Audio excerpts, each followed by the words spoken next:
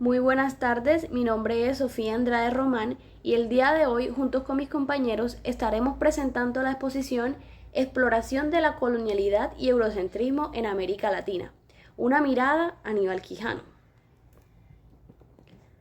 Como primera instancia, presentaré la tabla de contenido, la cual está dividida en un primer punto de introducción, autores citados, propuestas teóricas centrales, conceptos y por último aplicación al análisis histórico crítico. Como primera instancia es importante destacar que estaremos utilizando el libro Cuestiones y Horizontes de la Dependencia Histórico-Estructural a la Colonialidad y Descolonialidad del Poder del autor peruano Aníbal Quijano, basándonos en el capítulo La colonialidad, eurocentrismo y América Latina. Dicho capítulo examina cómo las estructuras coloniales siguen presentes en la región. Quijano destaca cómo el poder y el conocimiento están influenciados por el legado colonial y cómo esto ha dado forma a las sociedades latinoamericanas. También argumenta que el eurocentrismo ha tenido un papel fundamental en este proceso, perpetuando desigualdades y discriminación. Es decir, explora cómo estas dinámicas afectan diferentes aspectos de la vida social, económica y política en América Latina. También se destaca que la clasificación social basada en la raza, originada en la dominación colonial, sigue siendo un pilar del poder mundial. Esta estructura, más duradera que el propio colonialismo, mantiene elementos de la colonialidad en el patrón de poder actual. Es decir, su objetivo es explorar las implicaciones teóricas de esta en la historia de América Latina. Immanuel Wallerstein fue un científico social y sociólogo reconocido por su teoría del sistema mundial, el cual se basa en examinar las relaciones políticas y económicas entre unos países y otras regiones. Wallerstein argumenta que el sistema mundial capitalista se organiza o se divide entre países periféricos y países centrales, siendo los países centrales, según Wallerstein, dominadores de los países periféricos. En este orden de ideas, Quijano utiliza esta teoría de Wallerstein para profundizar en su teoría de cómo la colonialidad del poder persiste en la región y cómo el eurocentrismo fue usado como una forma de dominación cultural. Mi nombre es Andrés López y expondré la propuesta teórico central de nuestra perspectiva teórica. Para Aníbal Quijano, América es el primer lugar con vocación de poder mundial porque en ella convergen y cohabitan todas las formas de control del trabajo existentes hasta ese momento y al mismo tiempo se subordinan al capitalismo y al mercado. Y a partir del concepto de raza se crean nuevas maneras de asignar estas formas de control del poder que benefician al mercado y a su vez centralizan este poder en Europa y lo europeo. Entonces, el primer concepto que Aníbal Quijano define en su texto es el concepto de raza o el proceso de racialización. Esto consiste en clasificar a la población a partir de rasgos biológicos supuestamente diferenciales, pero en la colonia se usaba para diferenciar al conquistador del conquistado y al mismo tiempo legitimar las relaciones de poder existentes en la colonia. El segundo concepto que explica Aníbal Quijano es el de formas de control del trabajo. ¿Qué es una forma de control del trabajo? Es el cómo se produce y se reproduce el trabajo de una persona. Un ejemplo de forma de control del trabajo es la esclavitud, la servidumbre, el trabajo asalariado y la reciprocidad. Entonces, el siguiente concepto que explica Aníbal Quijano es el del capitalismo como una nueva forma de control del trabajo. Entonces, ¿qué dice Aníbal Quijano? Debido a que en América coexisten todas estas formas de control del trabajo que ya existían, pero que no se relacionaban las unas con las otras, estas en América se subordinan al capital, es decir, existen solamente para crear mercancía y se asocian directamente a una etnia en específico. Es decir, la esclavitud es propia de los pueblos africanos, la servidumbre es para los indios y el trabajo asalariado o en general ejercer una profesión de manera libre es para el blanco europeo. Entonces, Quijano dice que gracias a esta estructura se crea un nuevo patrón mundial del poder, ya que todas las formas de control del trabajo son definidas y ejercidas de acuerdo a principios capitalistas que ayudan a que el poder se concentre en Europa y lo europeo. El siguiente concepto a analizar es colonialidad del poder. Las nuevas identidades históricas producidas sobre la base de la idea de la raza, como explicó mi compañero anteriormente, fueron asociadas a la naturaleza de los roles y lugares en la nueva estructura global del control del trabajo y el mundo. La colonialidad es un patrón de poder que se originó en la conquista y colonización de América, pero que se ha extendido y producido en el tiempo, perpetuando las dominaciones de Europa y sus descendientes sobre otras regiones y culturas. Es decir, la humanidad actual en su conjunto constituye el primer sistema mundo global históricamente conocido que se propone desde la perspectiva colonial eurocéntrica. Ahora bien, colonialidad y eurocentrismo. Hay una palabra clave e importante aquí a destacar y es la modernidad. Es decir, la modernidad produjo una forma específica de entender el mundo y producir conocimiento. Esta perspectiva de conocimiento está vinculada al patrón mundial de poder que se caracteriza por ser colonial, moderno, capital y eurocentrado. ¿Qué quiero decir con eurocentrado o eurocentrismo? El eurocentrismo se originó en Europa occidental antes del siglo XVII, pero se volvió dominante a nivel mundial. Su desarrollo estuvo asociado con la secularización del pensamiento europeo burgués, es decir, con su pensamiento, ideas, valores y perspectivas que surgieron y fueron promovidas por la clase burguesa en Europa y las necesidades del patrón mundial del poder que se estableció a partir de la colonización en América. Ahora bien, el eurocentrismo no abarca toda la historia del conocimiento de Europa, es decir, del continente europeo en su totalidad o de Europa occidental. Más bien se refiere a una perspectiva específica de conocimiento que se impuso sobre las formas de conocer tanto en Europa como en el resto del mundo. Esta perspectiva colonizó y suprimió otros saberes y perspectivas previas o diferentes. El nuevo patrón de orden mundial surge como consecuencia a ese ajuste de las relaciones de dominación tras la época colonial.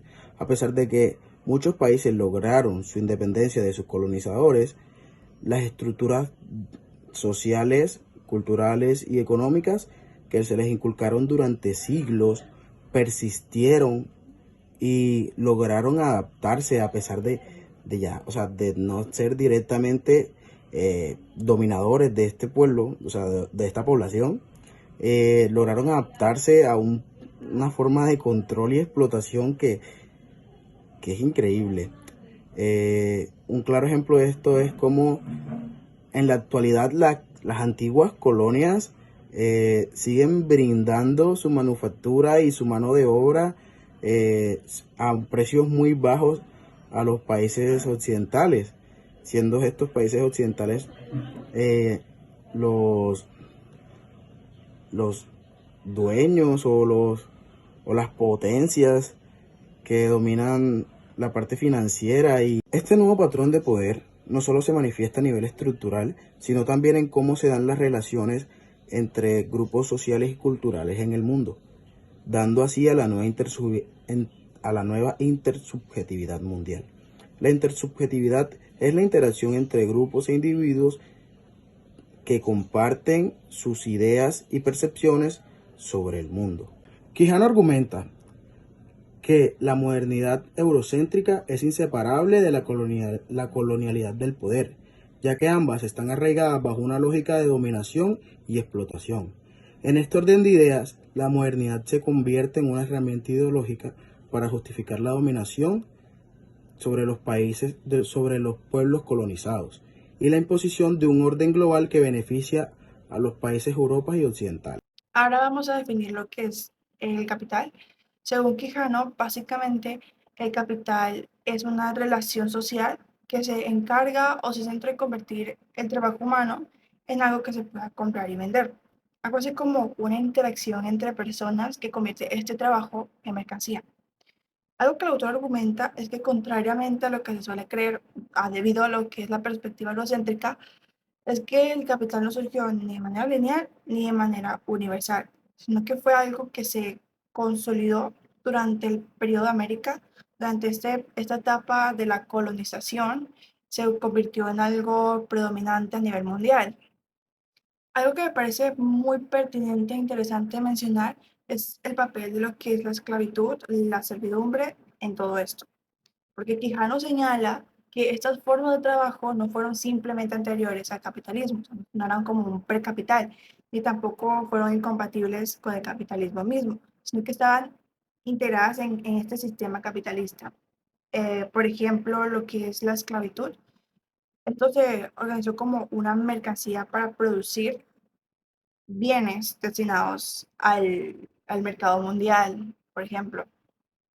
Para resumir, Quijano establece que el capitalismo se desarrolló con la emergencia de América, convirtiéndose en lo que es el eje central alrededor del cual se articulaban todas las formas de organización y de control del trabajo. Esto se consolidó como el modo de producción dominante a escala mundial. Ahora cambiando la diapositiva, tenemos lo que es el evolucionismo y el dualismo.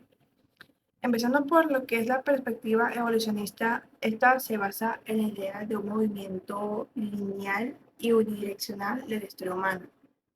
¿Qué quiero decir con esto? Es como desde un estado de naturaleza hacia la sociedad moderna europea. Este concepto se puede asociar con la noción eurocéntrica en la que se cree que el fin de este proceso es la civilización europea u occidental.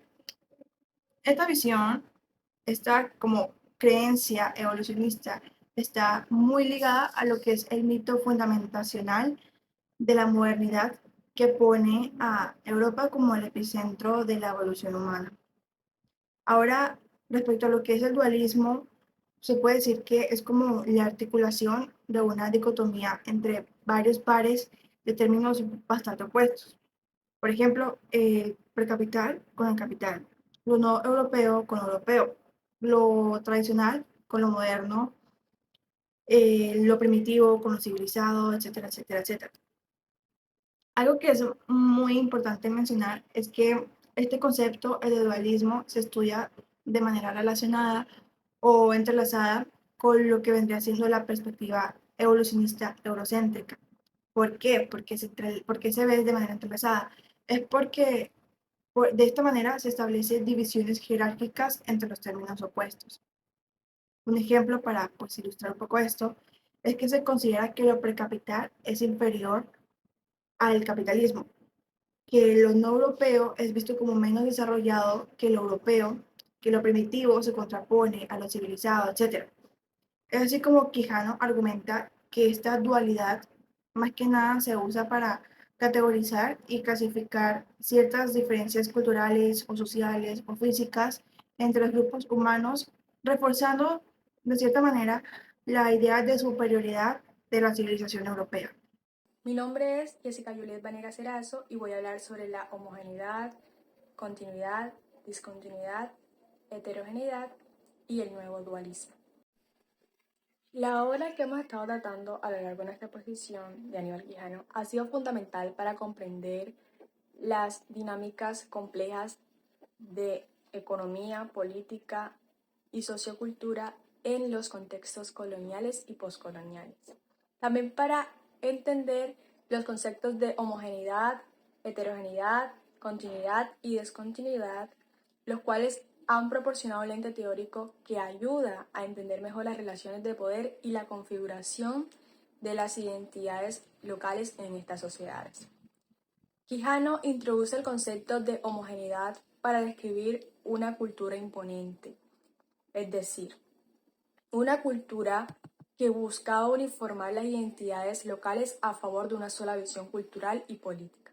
Esta homogeneidad creó una percepción de continuidad y estabilidad en las relaciones sociales, es decir, donde una sola estructura de poder prevalecía sobre las demás.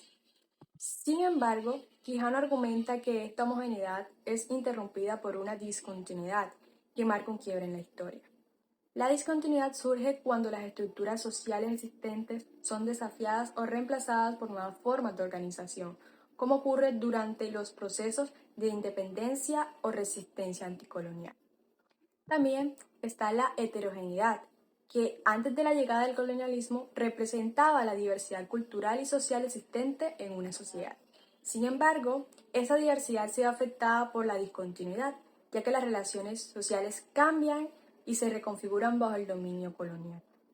Entonces, esta interacción dinámica entre todos estos conceptos revela cómo las estructuras sociales se transforman y se reconfiguran a lo largo del tiempo, influyendo en la configuración de las identidades individuales y colectivas.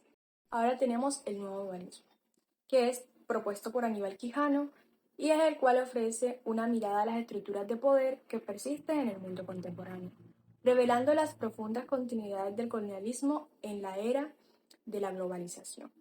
Este está dividido en tres partes. Primera, la raíz del dualismo colonial. En el contexto colonial, el dualismo se estableció como una división entre el centro y la periferia. El centro representaba el poder económico, político y cultural, mientras que la periferia estaba subordinada y explotada para satisfacer las necesidades del centro. Esta dualidad estructural se basaba en la idea de la superioridad racial y cultural del colonizador sobre un colonizado, perpetuando relaciones de dominación y subordinación. También tenemos la transformación en el nuevo dualismo. Si bien las divisiones socioeconómicas persisten, se adaptan a las nuevas dinámicas globales. En este nuevo contexto, las antiguas periferias pueden convertirse en centros económicos emergentes, pero siguen manteniendo una posición de subordinación cultural y política respecto a los países más desarrollados. Además, la globalización intensifica las desigualdades económicas y sociales, exacerbando aún más el dualismo existente. Y como tercero tenemos las dimensiones del nuevo dualismo. El nuevo dualismo se manifiesta en diversas dimensiones.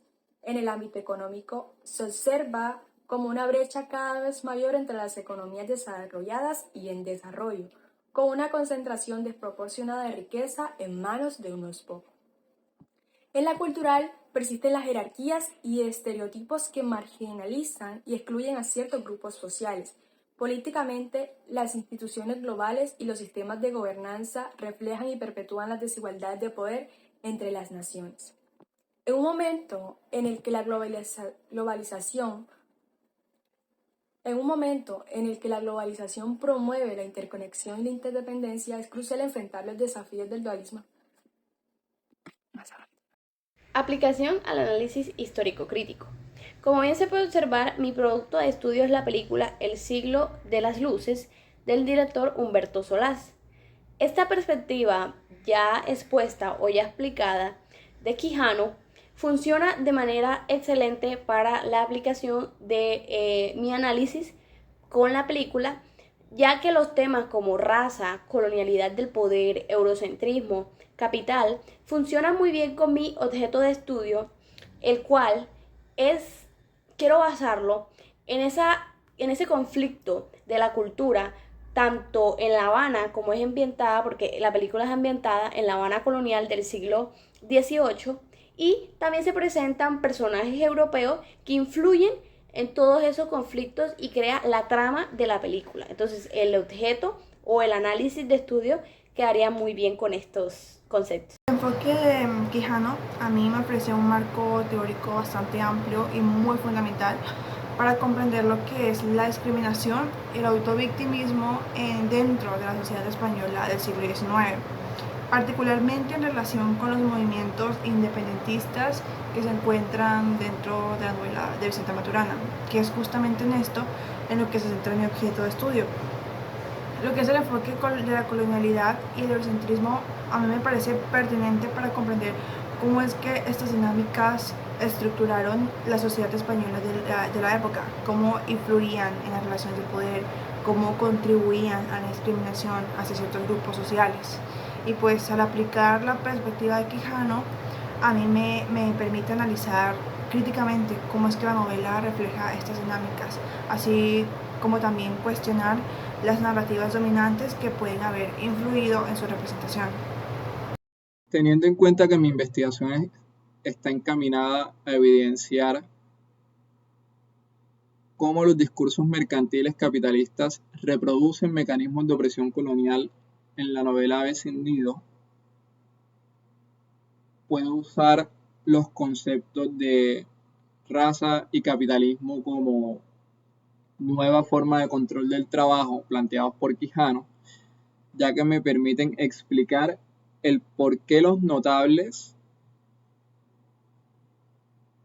están tan enfrascados en mantener al pueblo de Quillac en la opresión de la costumbre del reparto, en la que pagan el trabajo de un pastor de alpacas por menos de lo que realmente cuesta su trabajo de un año, el de la mitad en el que reducen a la mujer indígena a ser un objeto sexual por parte de el cura del pueblo. La exploración colonial marcó un punto de reflexión en la historia de la región, estableciendo patrones de dominación, explotación y marginalización que persisten hoy en día. Esta exploración estuvo enraizada con una mentalidad eurocentrista que consideraba a Europa como el centro del mundo y menospreciaba a las culturas y conocimientos de las sociedades indígenas americanas. Por lo que Aníbal Quijano profundiza en esta relación al analizar cómo el eurocentrismo permeó todas las esferas de la vida latinoamericana, desde la economía hasta la cultura y la política, creando estructuras de poder que privilegiando lo europeo sobre lo local. Su trabajo entonces destaca cómo estas perspectivas han contribuido a la desigualdad social y a la invisibilización de las identidades y saberes autóctonos. Por otro lado, y como mi objeto de estudio es La ceiba de la memoria de Roberto Burgos, quien ofrece una mirada poética y reflexiva sobre el legado colonial en América Latina. Entonces, a través de estas narrativas entrelazadas, Burgos explora cómo el pasado sigue resonando a la memoria colectiva de cada región, afectando la forma en que las sociedades latinoamericanas se perciben a sí mismas y en su lugar en el mundo contemporáneo.